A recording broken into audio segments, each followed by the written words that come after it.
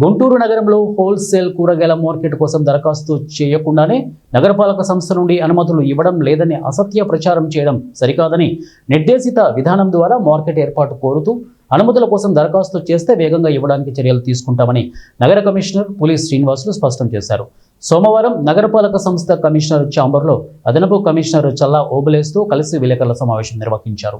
ఈ సందర్భంగా కమిషనర్ మాట్లాడుతూ గుంటూరు నగరపాలక సంస్థ కొల్లి శారద హోల్సేల్ మార్కెట్లో చట్ట ప్రకారం 25 ఏళ్ల కాల పరిమితి ముగిసిన 81 షాపులకు ప్రభుత్వ నిబంధనల మేరకు రోస్టర్ పాటిస్తూ అదనపు కమిషనర్ నేతృత్వంలో 3 రోజుల పాటు బహిరంగ వేలం నిర్వహించనున్నామని చెప్పారు.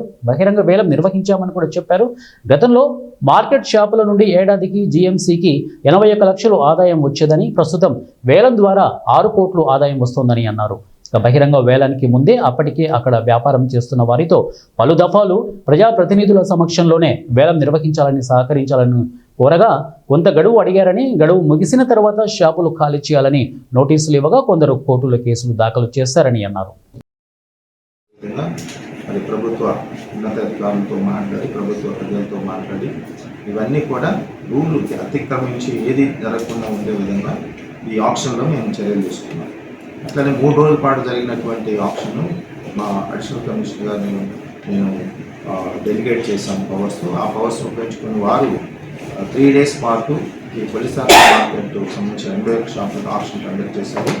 ఆప్షన్ కండక్ట్ చేసిన ప్రొసీజర్ కూడా అంతా కూడా డాక్యుమెంటేషన్ చేయించాము, వీడియోగ్రఫీ చేయించాము.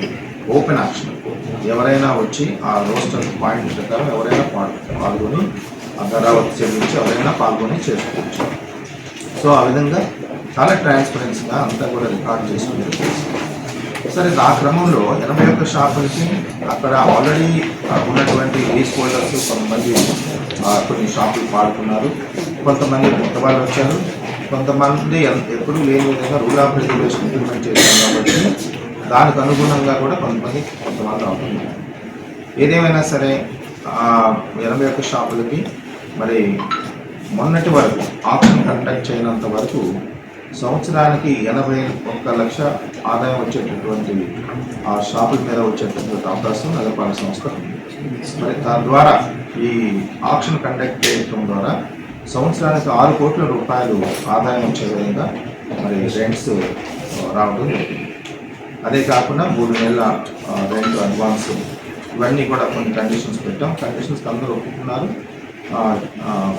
తద్వారా నగరపాలక సంస్థకి మంచి ఆదాయం, అంటే ఇప్పుడు ఎన్నడూ లేని ఆదాయం వచ్చే విధంగా మరి ఆదాయం ద్వారా డెవలప్మెంటల్ యాక్టివిటీస్ తీసుకునే విధంగా కూడా మేము ముందుకు వెళ్తున్నాం.